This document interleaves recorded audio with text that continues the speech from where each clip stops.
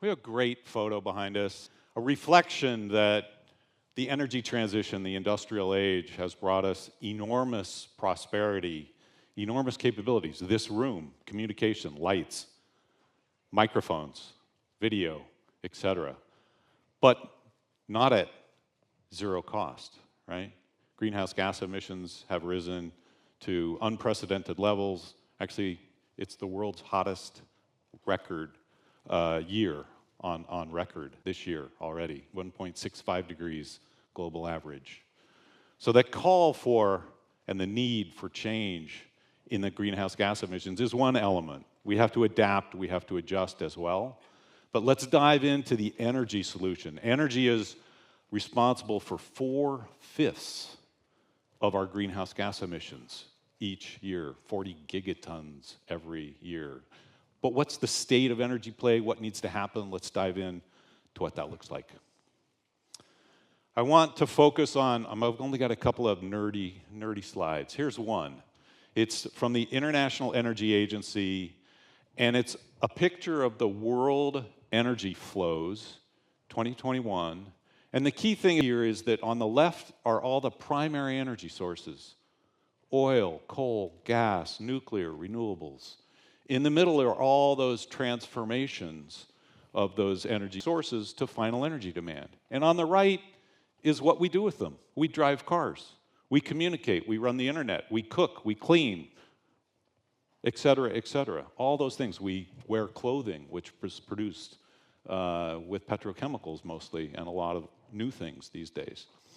But what's most fascinating is that one can envision and plan for, and we'll get to there, how do we transition from envision to a plan to actually implementation, a net zero energy economy. So here, look at that graph for 2021, and let me show you 2050. This is a tremendous transformation of the world's energy economy. It has a couple of elements which are critical. First, oil, coal, and gas do not disappear. They're there, but they're in much smaller partitions for very select uses. Secondly, renewables, wind, solar, nuclear, carbon capture and utilization and storage, other low carbon emitting technologies and environmentally sustainable technologies grow tremendously.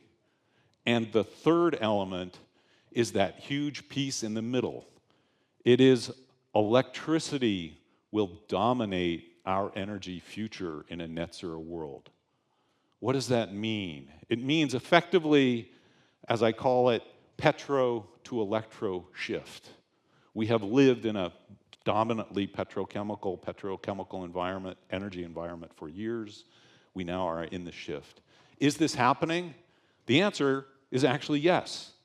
Is it happening fast enough? The answer is no.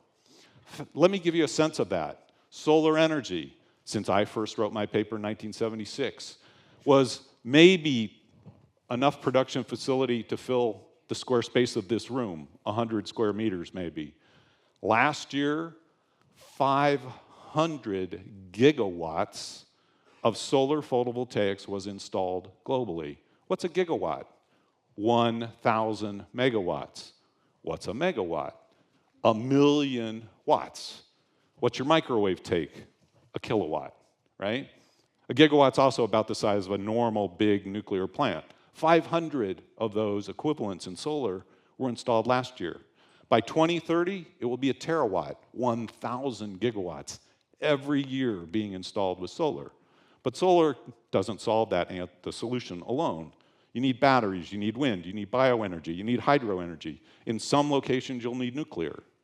So, happening a lot. Wind turbines, gone from the classic, beautiful Dutch turbines of history to 20 megawatts offshore. What's 20 megawatts? 20,000 households worth of energy. One turbine, if we could build them at scale elsewhere. Enormous changes. Batteries, we're going to hear about that later, but batteries have gone exponentially both in scale and dropped by 90% in the last 5 years, are on a trajectory to drop another 65% in the next 3 years. We're going to see explosive growth both in stationary batteries and electric vehicles. But individual technologies will not get us there. What do we need to do differently? How do we speed up the scale and the speed together? So a beautiful picture of a city, it's wonderful. It's got twinkling lights. But let me invite you to put your X-ray vision on. What I see is I see a power grid. I see a gas grid. I see a water grid. I see transportation grid, i.e. Tram lines around. I see roads.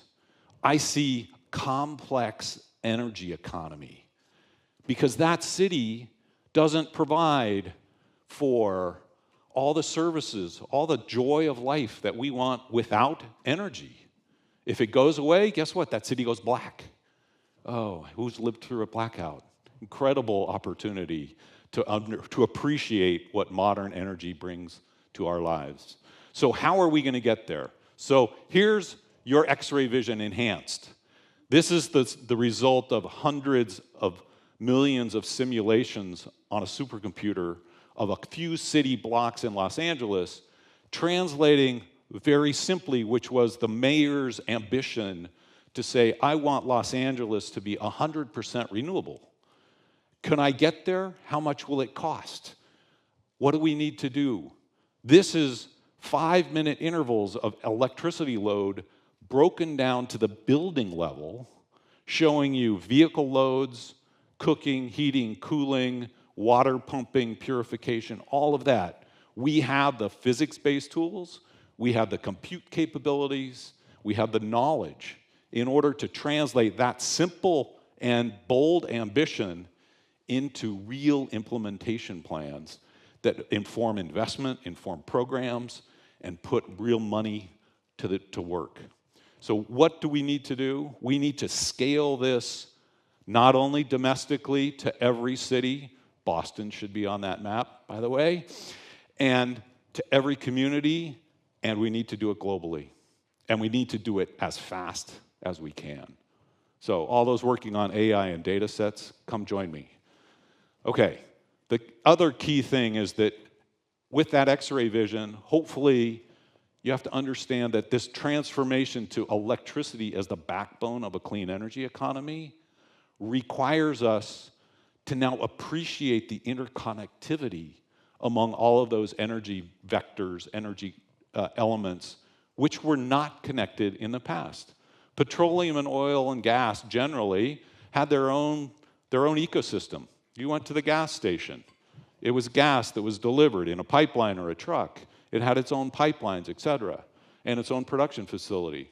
In a future, those chemicals and fuels, if you even use them in a car, unlikely in the future, would actually come from power. It would be power to fuels and chemicals, power to hydrogen combined with carbon dioxide that go into hydrocarbons that are the next gen of sustainable aviation fuels and other pieces like that. So we have to think across the whole economy. And in order to do that, we cannot do it in our silos. That's the key thing. We must think, act, and behave differently going forward. So here's a couple key messages. We cannot implement for our clean energy future the way we implemented over the industrial age. We have to do it differently.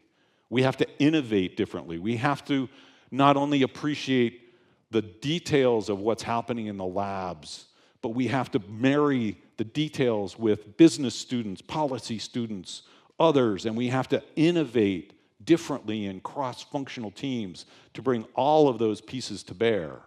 And we have to do it at incredible speed. And we don't do that by thinking linearly. We don't do that by doing what we did in the past. We do it by engaging at every level through partnerships. That is key. It's work for us. We have to do it. But think of the power of teams and the power of community. So here are a couple of examples very quickly. You go from a consumer to a prosumer. You mobilize financing. You work together. E-fuels and chemicals rely on power. All of those interfaces require community and collaboration. So a beautiful sunrise over a wind farm in most people's eyes, at least in mine. And so what I reflect on, and I was a technologist, I am a technologist, is that technology alone is not enough. It must fit into the social, political, and economic conditions of the day. And we are at a positive tipping point in the energy transition. It's really phenomenal to think what's happened in the last 40 years. It's also incredibly motivating to think how hard we have to go and how fast we have to go in the next 30 and 40 years. So I'll leave you with one final thought. Communicate, collaborate, co-create, and do it through unconventional and perhaps maybe a little uncomfortable partnerships. Thanks very much. Thank you so much, Dan.